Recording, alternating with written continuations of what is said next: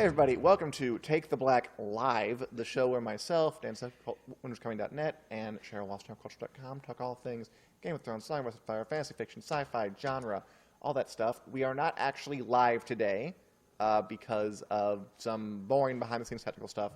We will usually. This is a pre-tape show. Cheryl, how is your pre-tape self feeling? My pre-tape self is fine. Enjoying the lovely weather outside. Oh my god, it's so nice. It is so nice. How are you, Dan? I'm good. I'm coming down from, the Game of Thrones high. We gotta make a new normal here. We're in a whole new era. We are. I'm pretty excited about it because there's a whole world of stuff I want to talk about. But we're not quite done with the Game of Thrones fallout or the what comes next. There's stuff coming next. I thought we would start today by talking about some of the fallout that's still happening with Isaac Hempstead Wright, who plays Bran Stark, telling, I think he just told HBO's Making Game of Thrones blog, basically talking about, how he found out that Bran was going to be the king of Westeros. And I think the interesting bit here that fans are talking about was that he said, which isn't really a surprise, but it is kind of cool to get it confirmed, that yes, it is George R. Martin's idea to make Bran king of Westeros. I could read his quote, but that's the gist of it. Yeah. So I think that's we've gotten it. We have found that. I mean, we knew that. I think. Yeah. I didn't think that it was going to be changed. I think Dany's will burn the city. The question more is, okay, I guess it's like a two-pronged question. Oh, okay. Does this make you more or less interested to read how things end in A Song of Ice and Fire? Okay. Knowing that this is the ending we're going to get. Okay. B, how is it going to happen differently in A Song of Ice and Fire?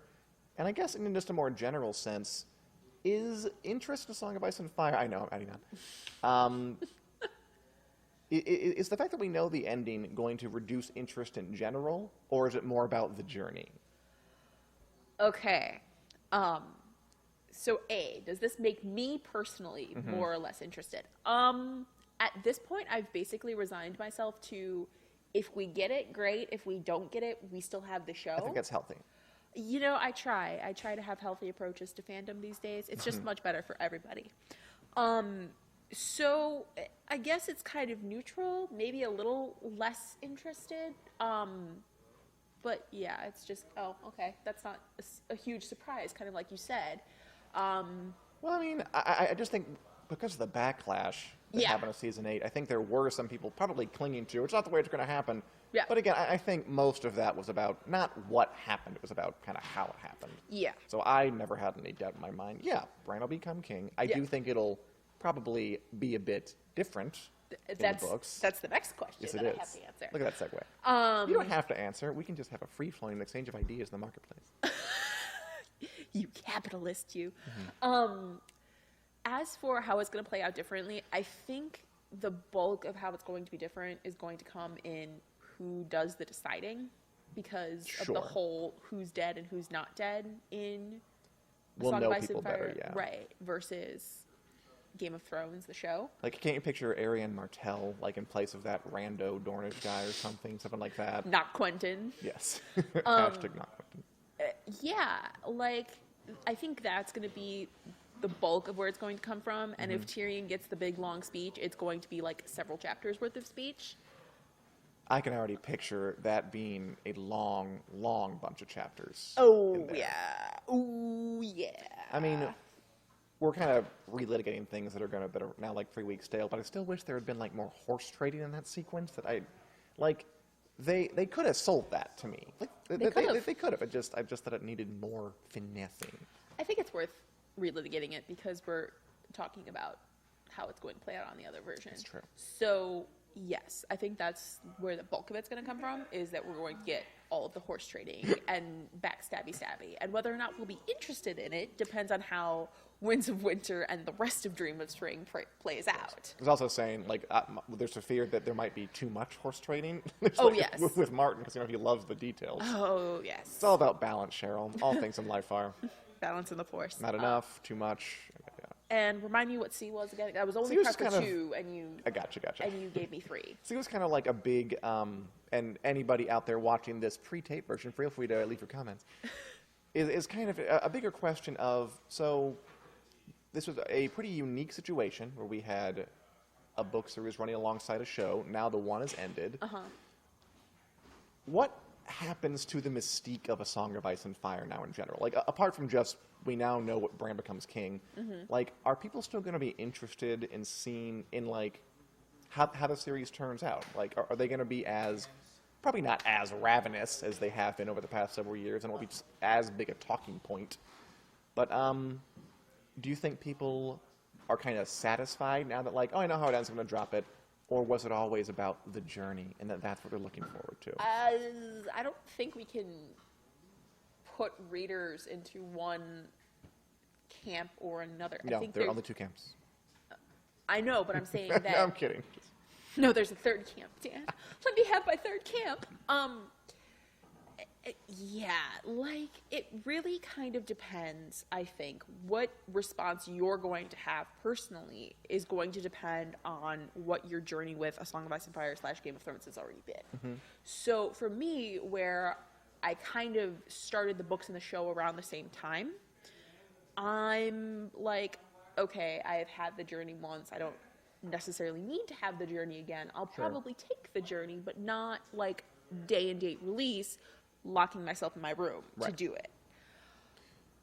But quick tangent, like, for a reader like you who's so good at that, how long does it take you to read, like, a Song of Ice and Fire it book? depends. The last time I read them seriously, like, it took like a couple days per book. Okay.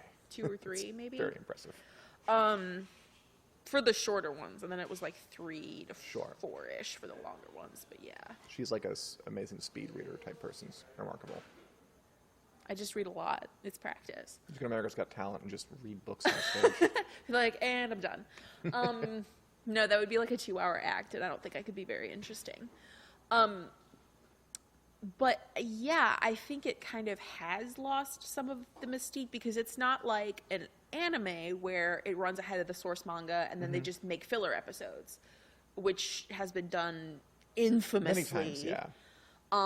Especially with Naruto. The long break between the first part and then Shippuden, but yes. Doesn't Full Metal like that too? I think so. The first one? The original Full Metal. That's a really cool point of comparison that I don't see brought up a lot. Yeah. That, I mean, you know, it was so unique, the story of the books are going, the shows overlapping them. Like, it's never happened before.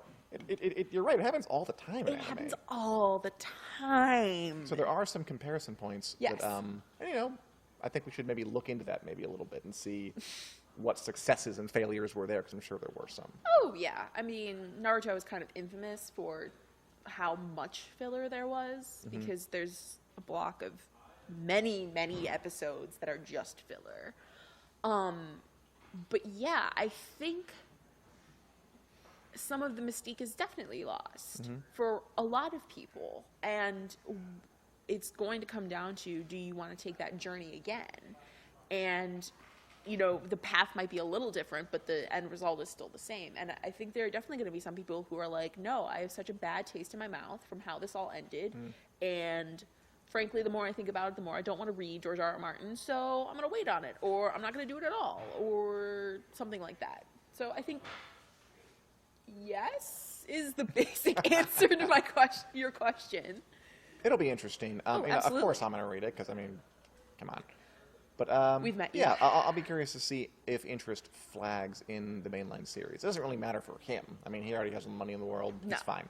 But yeah, what a unique little chapter we've ended in American pop culture zeitgeist. All right. But Game of Thrones is over, but as we all know, HBO is readying stuff. And I felt really nostalgic this week when there were, like, social media posts about cast members for the new show posting, you know, their little, we're in Belfast visiting the what and what and what.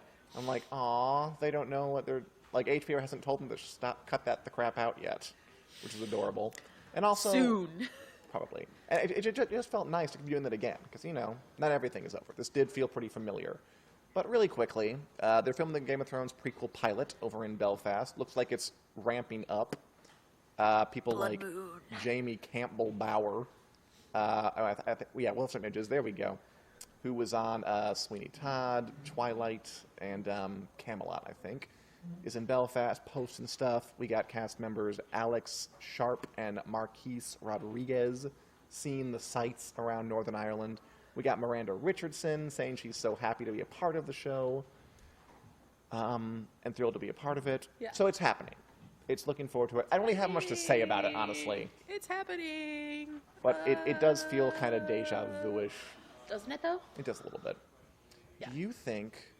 So there was some discussion on Wic about are people going to watch this prequel after kind of being burned by the final season? As always, it's hard to separate out, the vocal people on the internet from just people who are just watching the show at home and then they end it and they go like to bed or whatever. We are extremely online. It's true. We are. I mean, in my opinion, I think that the premiere is definitely going to get some ratings. Yes. Probably a drop off after that. I think the challenge for the show is, can it build a new audience? Like, can it build an audience fresh? Because if it leans on the fact that it's related to Game of Thrones, obviously that's not going to be enough. No. But I mean, I think what we're all hoping for, and hopefully they can deliver it, is a show that kind of,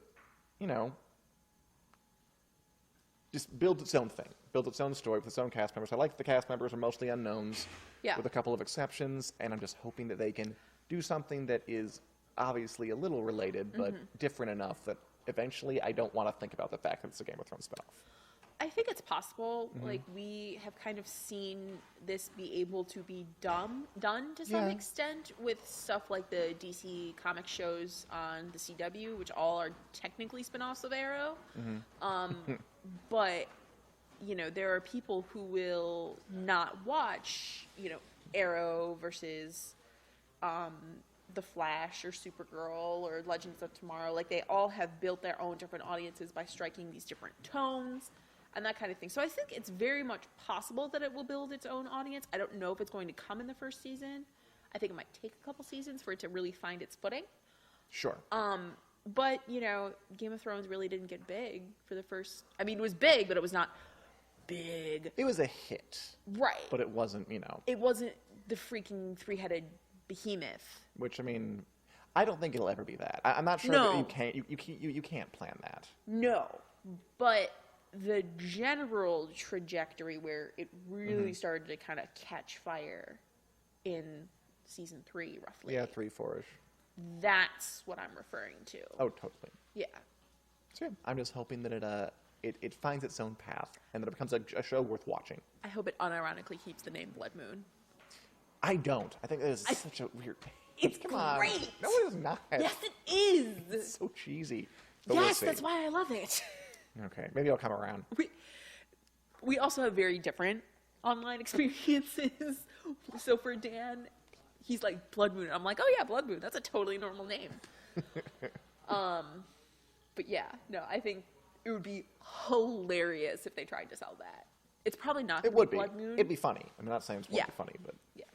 All right, in other non-Game of Thrones news, did anybody out there... Speaking of goofy stuff. Speaking of goofy stuff, I watched Good Omens over the past bunch of days, reviewed it for Wic. Right. You did not see it, but are you familiar with Neil Gaiman and Terry Pratchett, those old blokes at all? Yes, of course I am. Are you a big reader of them? I'm not a huge fan, and I'm much more particular to Gaiman of the two. Sure. But I definitely want to see Good Omens, just... There were external forces beyond my control. Oh, sure. I mean, it's only been out for a weekend, but right. I watched it. I don't know. I was excited by it. It looked interesting. It looked different. And it was a lot of fun. It was fun. It was a good, fun show. It's extremely British. Excellent. It definitely gives off like kind of Monty Python, Hitchhiker's Guide sort of vibes in let's embrace the absurdity of it in that sort of British way that I think is not native to Britain, but... No. You definitely get a lot of the comedy of that. It almost put me off a little bit, honest to God. Like, I've never been a giant fan of that. But it's held together by those two, Michael Sheen, David Tennant. Really, really good as the central kind of best friends, Angel and Demon, Aziraphale and Crowley. It was a lot of fun. I love David Tennant, so I'm very happy for him. Honestly, I like Michael Sheen better. He's really funny in this. What? No, in the movie, in the series. He was very funny. Okay. But they were both a riot. I also loved, like, you can tell that Gaiman is behind it. And I've read some Gaiman, too, and I do like him. I prefer him to Pratchett a bit. I've read a couple of Pratchett books, but not a lot. He wrote it all. He was producing. You could tell how much he had passion for the material by watching it. If you watch it, you'll see that he clearly kind of loves these characters and wants to rep them up well. I appreciated that. I thought it was a good watch. Excellent. I'd recommend Good Omens to anybody out there. I mean, I really do mean to watch it. It just you don't need to. Whenever you want. Things happened this weekend. I did go see Godzilla, King of the Monsters. How's that? It was goofy. I loved it. Like, I walked out and I was like, that was certainly a film that I just saw with giant monsters fighting. Is it like purposefully goofy or goofy on accident? It's a little bit towards the goofy on accident. It's better at the end of the day, probably. Probably. I mean, there's some really wonderful shots of all these monsters, so that's cool. And I do remember distinctly, so part of it, spoilers, takes place in Boston, and I was like, that's not what Boston looks like. Is it Toronto-ish? Yeah. I mean, they definitely tried to evoke the feel of Boston, but, like, let's be real, a lot of it takes place through Fenway Park is major. That's all I can I can say. Yeah. So. But my alma mater is right by Fenway Park. Okay. So I know what that neighborhood looks like, and it did not seem spot on, shall we say. Monsters were great though. How was 11? She was fine. Okay, good. Millie Bobby Brown. Yeah, she did just fine. So. Do you have any plans to see X-Men Dark Phoenix? Not after seeing the reviews, I don't. Oh, people hate it. That's a shame. Oh, man. So X-Men Dark Phoenix, new X-Men movie. I think probably the last X-Men movie in a very... Do you realize these movies have been made since 2000? Yeah. Like 19, 20 years ago? Yeah. And there have been this is the 12th? Yeah. These have a very long history. And now, since Disney has bought Fox, I think this is probably going to be the last one as we know it. Well, there's New Mutants. There is, but that's like a whole new cast. And I don't think that overlaps. And that has its own problems. It does. It's been cursed for a while. So Dark Phoenix. I mean, yeah, people hate it. Yeah. It's a bit of a shame because it's kind of the climax of the 20-year journey in a way. You know, this big iconic storyline from the Marvel Comics. I know. Sophie Turner in the front. Critics seem to be okay with her performance, but the general consensus is it sucks, it's boring, it's aimless, it's kind of sexist, and it's just unpleasant. I mean, didn't we do this before, like 15 years ago with I The remember Last that, Stand? and I saw that. I know. And we did back when I remember her name. I don't remember her name. Famke Janssen. Yes, perfect. Whom I love. Me too. I remember her back in GoldenEye when she was the Bond villain. Yes. Oh, she was great. Yeah, she played Jean Grey. She went, Dark Phoenix. I was going to say Dark Phoenix, and she went ham on everybody. There we go. Yeah. And nobody liked it then, and nobody liked it now. I guess it's just hard to get this particular story correct on screen, I guess. That seems to be the point that is being made by this movie also failing. But I think the bigger part of it was X-Men kind of had this weirdly circuitous, like, reboot that's not quite a reboot deal. It was. Like, they kind of shot themselves in the foot a little bit, I think, with all of this. And then by the time that we have gotten back to Dark Phoenix, we are all just kind of tired. It's been a long time. It's been a long time. I mean, some of those were okay. Like, I remember First liking... First Class is Days good. of Future Past was... And Days of I Future enjoyed Past it. is good, yeah. Like, if you look back at it, these things have varied wildly in quality. Oh my god, yeah. It's pretty impressive. Like, I think Logan is considered probably one of the better superhero movies that have come out in the past couple of decades. Oh, yeah. I remember liking X2 a lot, but then you got, like, X-Men Origins, whatever that was. Oh, that was yeah. awful. We got this new one. So, yeah, it's been a wild ride, and I think it's coming to an end. Yeah, and I think that's probably for the best. I mean, at this point, Disney is probably like, oh my god, what do we do with this? Like, I bet Marvel has some ideas. Oh, I'm sure, but I don't know how long they have to let it. Let the poor X-Men breathe, guys. Like, Yeah, it's going to be interesting to see how they get kind of incorporated into everything. Yeah, looking forward to that. And yeah, I'm not sure how soon it'll be. You're right. Yeah, I think it's not going to be soon, kind of based on what Kevin Feige has been saying here and there, where he's been like, we have not really made plans for them, like, blah, blah, blah. And I think that's the smarter approach here. Sure. Go a little conservative, let the characters breathe, wait until you have a good story, a good entry point, all of that kind of stuff. It's kind of like how Star Wars is taking a break too. Like, just let it all sit for a second. I mean, I do want to point out that in this context, like, a break for, like, Star Wars is, like, what, 3 years? It's the same concept. Like, that's not that long. No, it's not that long, but it's still something. Fair and enough. I think the X-Men break will be relatively the same, I think maybe a you're little probably right. longer, just because I'm all 2020 for, is New Mutants. a generational break. More of like an original trilogy, prequel trilogy break. That'd be nice. That's not going to happen. I know. That's the world we're living in, but that's what I am thinking. All right, Rachel, any other thoughts about anything going on in the world of pop culture nowadays? No. The Handmaid's Tale is back. Oh, it is. So stay tuned to Culturist for all the latest coverage on Handmaid's Tale. I watched the first 3 episodes because they all dropped today. Oh, cool. And it's a journey. It's a journey. But I wrote lots of words about it. So Sweet. yeah. All right. Well, thank God this is pre-taped because we are now going to try to bring on Josh Hill for A Song of Dan and Josh, though he's currently in a room with a glass door. So let's see how this works. Bye, everyone. No, it's pre-taped. All right. Hey, Josh, how are you? I'm good, Selkie. We're back. We are back. We're back. This is the first. Been a minute. It's been like 8 weeks, I think, like 2 months. 2 months without A Song of Dan and Josh. The show Well, where... I looked at it, and the last time we had done it was the show right before the premiere Right. of Game of Thrones season 8. Yes. The final one. Yep. Yeah, it's been a while. This show, if you don't know, because we haven't done it in a while, is a show where myself and Josh Hill of Fansided.com, Fansided's own Josh Hill, That's right. walk through each and every chapter of A Song of Ice and Fire, George R. R. Martin's magnum fantasy opus, unfinished as of yet, talking about each chapter, what makes them tick, what makes them special, what makes them good, what makes them bad. Let's break them down bit by bit and see if we can get to the juicy marrow of why these books are interesting and important. Oh, yeah. And okay, we are currently on A Clash of Kings, the second book in the series, John 2. And by the way, Josh, let me start with this question. I was talking to Cheryl about this. Now that you know how it all ends, are you still interested in reading the book series? Yeah, because my theory is that it's not George R. R. Martin's going to change things. See, but you're wrong about that. Is he? Am I, though? Definitely. He's come out and said that?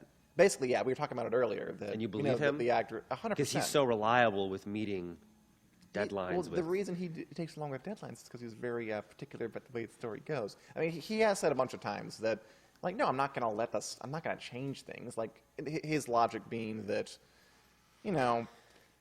I can't change the story that I believe in and think is good because people... I don't think he's going to change it. I don't think he's going to change, like, oh, it turns out Daenerys doesn't burn down King's Landing. Okay. I think he's going to change it in that he's going to give us more context, and he's going to make it make more sense. And that's why I'm interested in reading, and that's why I'm saying, like, I think it's going to be different, because it's not going to, he's going to change things from the show, and that he's going to improve upon, he hears our criticism, and he's watched how somebody else has written this show, and taken the story and done what fans think is the wrong thing, and not necessarily change it, but he's going to dial it back a little bit and say, okay, this is how we're going to make it make more sense. Okay, I hear you. Which I like, and I'm looking forward to. And that I can hear. I mean... Because we're literally going to go inside of Daenerys' head as she's burning down King's Landing. Wouldn't it be interesting? That's awesome, yeah. I mean, you have to do that chapter. But then he's going to do that, and then we're going to get perspective, and we're going to say, oh... There'll definitely be a lot more build-up. I mean, honestly, I'm not sure you have to change anything, because if we keep going on this journey, as we'll see, he takes his freaking time, George R. R. Martin, with all the characters. Like, I think he's going to lay... I mean, like, my big problem with the final season was that, okay, I bought this as a conclusion. You could get me to believing Daenerys would burn you could get me to Bran being king, but I just didn't think they built it up enough. No, and that's where he's going to come in and build it up, and he's going to make it make a lot more sense. And I don't think honestly, I don't think he'll need to change much because he already does a lot of building. The best thing for George R. R. Martin and The Winds of Winter was how the show ended. Because people were already interested in seeing it because it's the anticipation of, we've been waiting for this book to come forever. Now fans are kind of like what we're saying, it can't end like this. Like, I need more. You're going to fix this, right? So, it could even be bigger than it was going to be before because there's that need from fans to properly wrap up this story that we've been involved in for reading the book since the mid-'90s. Like 20 years. Not that it needs fixing. If you loved it, good for you. I don't think it needs fixing. I liked it. Yeah, I enjoyed it too. But anyway, okay. John 2. I think this was just like the shortest chapter we have ever read. Breezy. In this. It was like 8 pages. Yeah. And not a lot happened. And there weren't a lot of people. This was especially high on the almost nothing happened scale. So what did happen, Josh? You could literally summarize this chapter as they're walking beyond the wall, searching for people that aren't there. They don't find. And there's snow and it's cold, and then the chapter ends. I mean, yeah, we're being sarcastic, but I mean... The point is, like, the White Walkers, right? Like, the way we're reading these is kind of like, you're not supposed to just read one and then put it off for a week. But we are. So literally what happens is John and the Night's Watch are going beyond the wall. They're looking for Benjen. They're looking for anything to kind of clue in why things are going all weird. And they go through a village called White Tree. It's abandoned. There are wildlings who live there. They don't live there anymore. And that's pretty much it. Yep. Did anything stand out for you in this chapter? Not really. It was... I'll admit, it was a quick one. I mean, it's set in a mood. Yep. I do like the descriptions of, abandoned towns are creepy. That's why they call them ghost towns. Ghosts are spooky. You find a ghost town, people who live here, where are they? Where did they go? Yeah. I'm sticking with that. It's a good one. I liked some of the bits. I liked Dolores Ed is he was in the show. He's like a kind of the under the radar, not too flashy supporting character who's supposed to be very sarcastic and sardonic. I don't think they ever really did a great job with him in the show, but I liked his line here where they find like this disgusting hovel with like a dirt floor and, like just a dingy roof. And he says, I was born in a house much like this. Those were my enchanted years. Later I fell on hard times. Being like, this was great. And then I got the suck. It's funny. He's very funny. I liked the description of the perpetually angry Night's Watchman, Chet, who will end up betraying John later. The light filtering through the red leaves of the weirwood made the boils on his face look even more inflamed than usual.